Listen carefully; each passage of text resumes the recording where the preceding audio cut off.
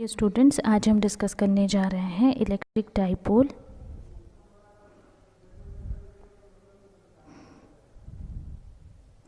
And intensity of electric field due to a dipole.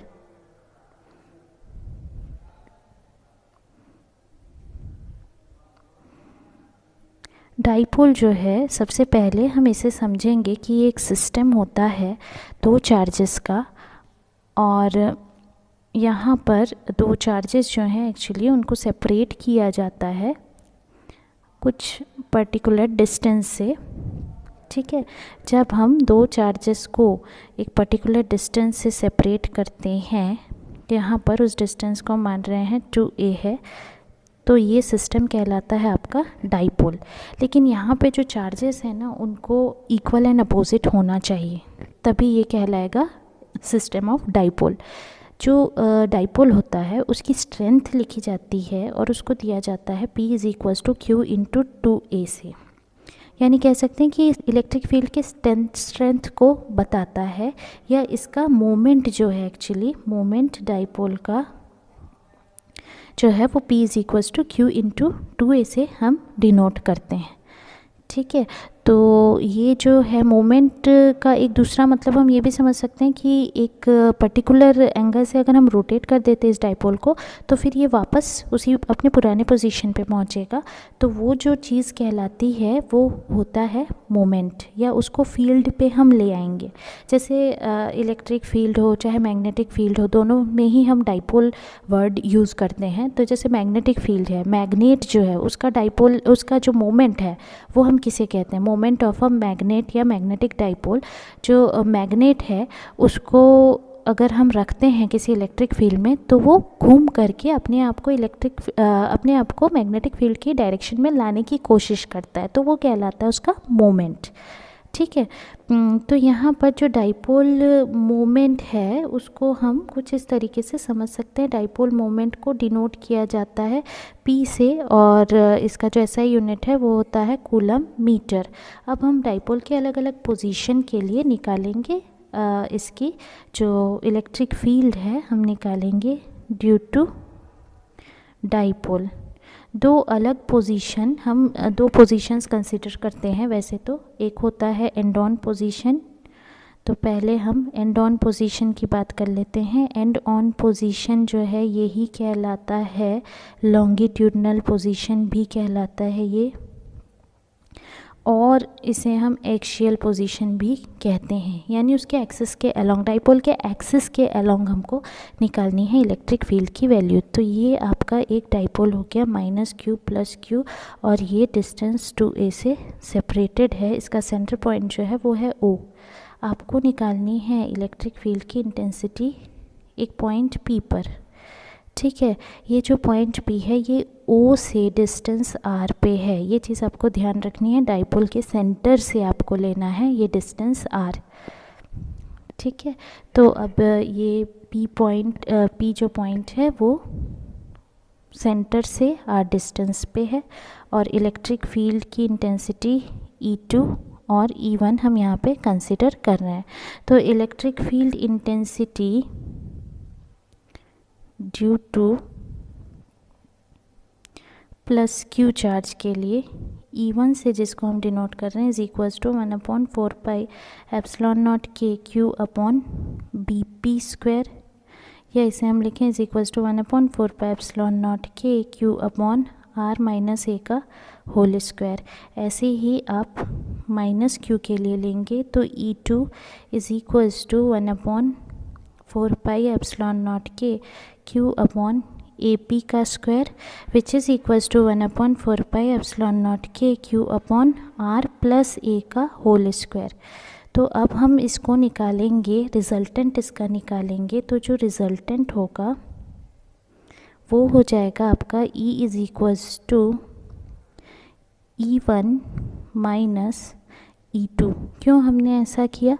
क्योंकि जो E1 है वो ग्रेटर है E2 से। आप देखिए E1 बाहर की तरफ जा रहा है, E2 जो है वो छोटा है, तो इसीलिए E1 - E2 हम यहाँ पर करेंगे रिज़ल्टेंट के लिए। तो ये आ जाएगा 1/4πε0 क्यू अपॉन आर माइनस ए का whole square minus 1 upon 4 pi epsilon not के क्यू अपॉन आर प्लस ए का होल स्क्वायर। तो this is equals to Q upon, हम लिख लें क्यू कॉमन निकाल लें, 4 पाई एप्सिलॉन नॉट के 1 अपॉन आर माइनस ए का whole square minus 1 upon are plus ए का होल स्क्वायर।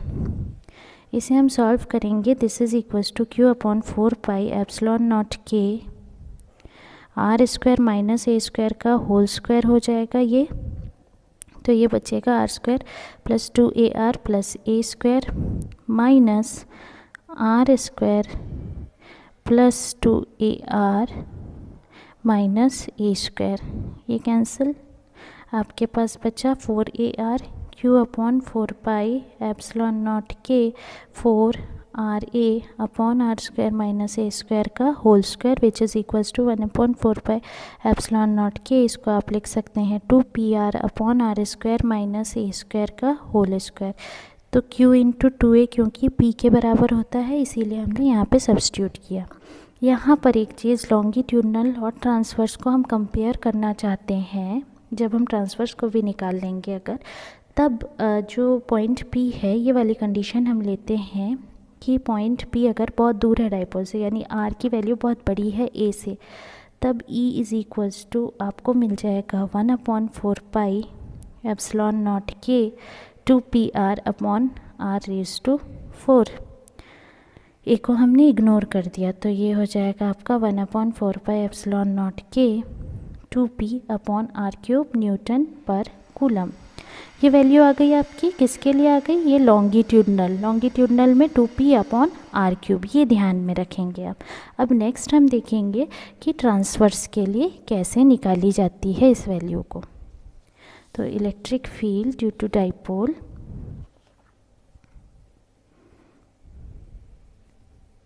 इन ट्रांसवर्स पोजीशन,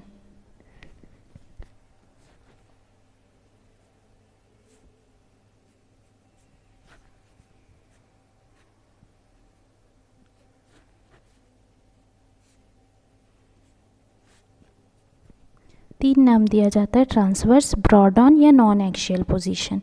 ठीक है, तो इसके लिए हम बना लेते हैं अपना dipole A B plus Q minus Q, distance है 2a। पॉइंट P पे निकालनी है इलेक्ट्रिक फील्ड। पॉइंट P जो है वो कहाँ पर है? इसके एक्सिस पे नहीं है, ए बी के एक्सिस में नहीं है, बल्कि इसके परपेंडिकुलर में है, इसीलिए इसका नाम ट्रांसवर्स या ब्रॉड ऑन या नॉन एक्सियल पोजीशन है। ठीक है, तो यहाँ से जो डिस्टेंस है, सेंटर का डिस्टेंस O, ये है R। अब यहाँ पे जो इलेक्ट्रिक फील्ड आपको मिलेगा प्लस क्यू के कारण इधर मिलेगा, माइनस क्यू के कारण इधर मिलेगा। कुछ बुक्स में इसको ऐसे ड्रॉ किया जाता है, कुछ बुक्स में इसको ही ऐसे घुमा करके ड्रॉ किया जाता है। इसी वाले एरो को हम अगर पलटते तो ऐसे आ जाएगा। ठीक है, अब यहाँ पे जो इलेक्ट्रिक फील्ड हमको रिजल्टेंट मिलेगी उसको दो कंपोनेंट में बांटा जाएगा। ये रिजल्टेंट मिलनी चाहिए, अगर ये आपकी E1 है और ये E2 है तो रिजल्टेंट ये E होगी।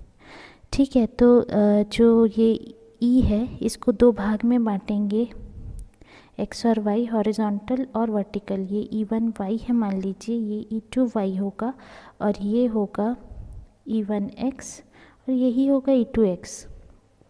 ठीक है ना, यहाँ पे ये एंगल थीटा हो गया आपका, ये भी हो गया एंगल थीटा। अब यहाँ पे इस डायग्राम में देखिए कि A P is equals to है B P is equals to under root R square plus A square.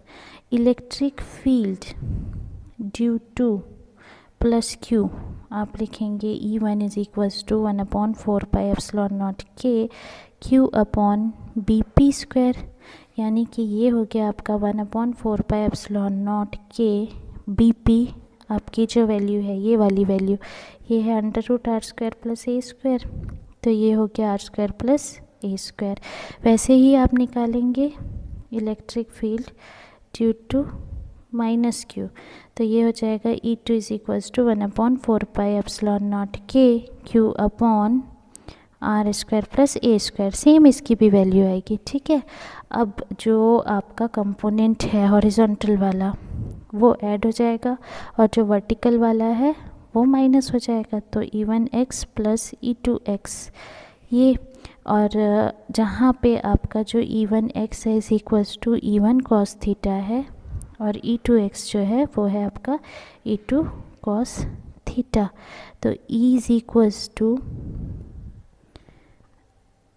E1 cos theta plus E2 cos theta, या 2 टाइम्स भी लिख सकते हैं 1/4πε0 के, या 2 टाइम्स लिख लीजिए Q cos theta upon R² plus A²।